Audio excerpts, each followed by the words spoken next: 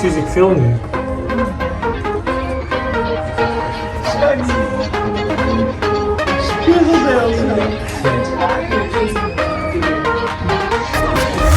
Die even komen er niet weg op.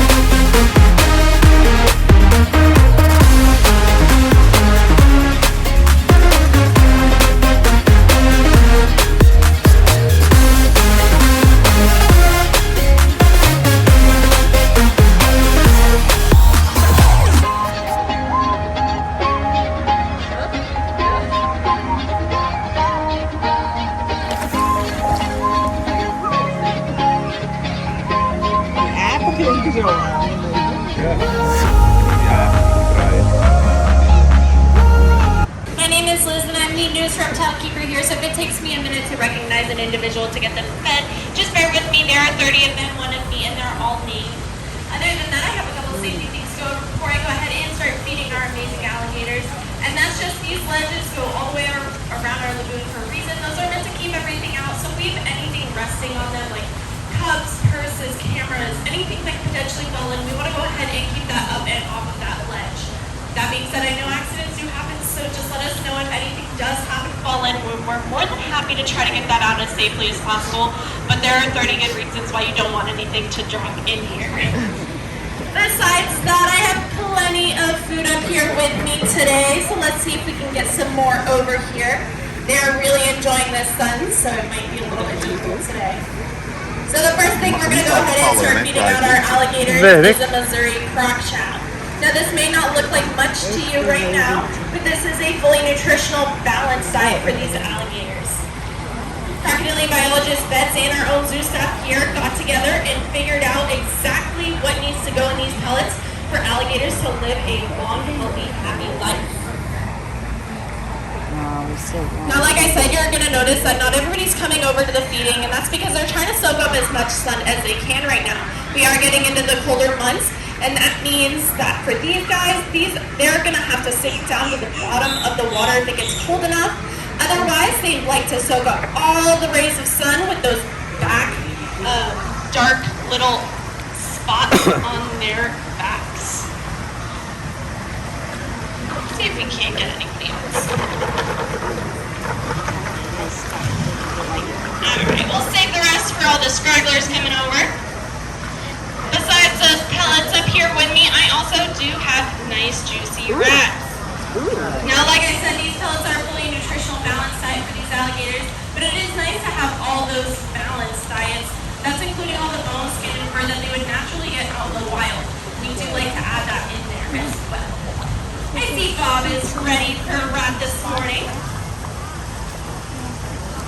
Hi, Bob. You're sitting very pretty. There you go. So while I'm trying to get the attention of our next alligator that we're going to be going ahead and feeding, I'll tell you a little bit about the history of our facility. So we're actually founded in 1893, but unfortunately due to some forest fires and flooding, this is not the original location. We're actually originally located across the street, and then those unfortunate events happened. But nonetheless, we still have our amazing alligators. And our Drysdale family took over in the 1930s, brought us to not only having these amazing alligators, but also 24 species of crocodilian, all the birds, mammals, and the other reptiles that you see here today. So we've been around a very long time, and for over 125 years, we've been supporting conservation, education, and improving our animal welfare. And you guys can always help out too if you have any questions at all. Talk to one of us, or even go to our website. There's tons of resources, and it looks like like Brooke wants a rat as well this morning. Brooke, do you want to open up and jump for me? Brooke. That was the smallest jump, Brooke. Brooke, do you want to try again? You're kind of underneath there. That's not a very safe place to jump for you, huh? Alright, we're going to see if we can throw to somebody on land, see if it won't get the alligators in the water a little bit more motivated. There we go. Oh. Sorry guys, you guys are in the splash zone.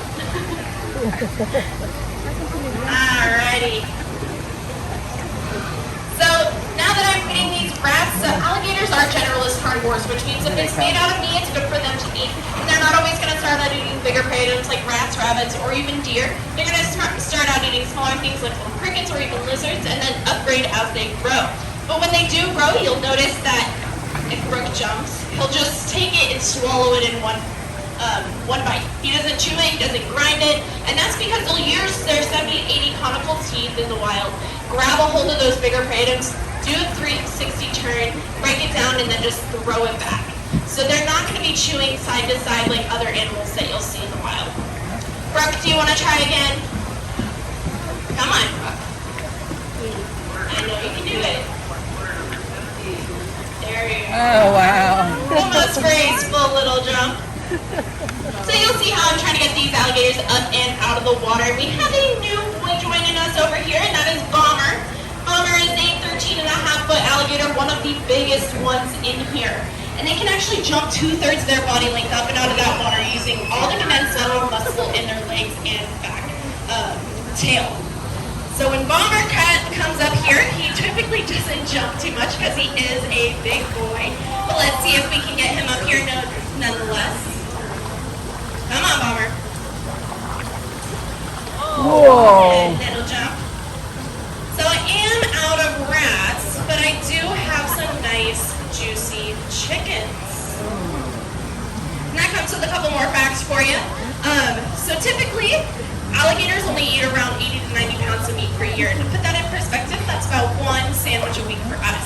And that isn't a lot, and that's because these reptiles are ectotherms or cold-blooded, which means they rely on outside things like the sun and the water to help cool and heat their body. And that's why you see so many of them trying to find the perfect sun spot over there. They'll keep moving and moving to where the sun is. That's why we don't have too many contenders over here, but we'll take it nonetheless. And one less contender. Bye. Alright, I'm going to try to throw this chicken on land. I don't want to spoil these guys, even though they are very easy to spoil. Watch out if you're over there. You might get splashed. And my throwing skills are the best. Alright. That was a pretty good throw. I feel like. That was good. Alrighty, we have one more chicken with us up here. Me. Here. I do have Brooke over here. I feel like he's begging. Never seen an alligator beg. This is what it looks like. Alrighty. We'll try to give it to Mr. Brooke over here, since he's been very patient. Come on, Brooke. Wow. That was the most graceful little jump I've ever seen. Thank you guys so much for coming out. Our next show is over in our theater at 1 o'clock. It's our Scales and Tails. I'll be taking out some smaller little reptiles. Hope to see you guys there. Enjoy the rest of your day. Thank you so much. Lijkt wel olifanten poten.